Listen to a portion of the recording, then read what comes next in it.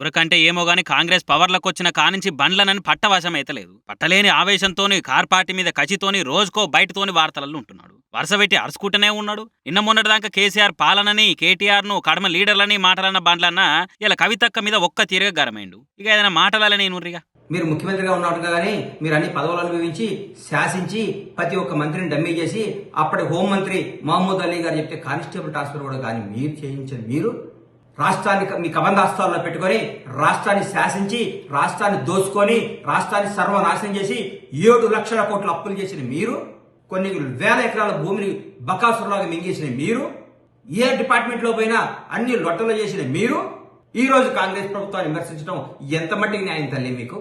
చెప్పమ్మా. నీకు చేతులెత్తి దండం పెడుతున్నా. నువ్వు నమ్మే భగవంతుడు సాక్షిగా, నీ తల్లిదండ్రుల సాక్షిగా, నువ్వు అక్రమ సంపాదన సంపాదించదమ్మా.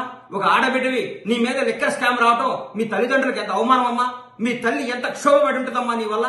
ఆ తల్లి మహాతల్లి నీ గురించి ఎంత బాధపడి ఉంటుందమ్మా. నేను ఇట్లాంటి బిడ్డను ఎందుకు కన్నానని ఎంత బాధపడి. అగో అగో అగో ఏందే ఆవేశం బండ్లన్నా?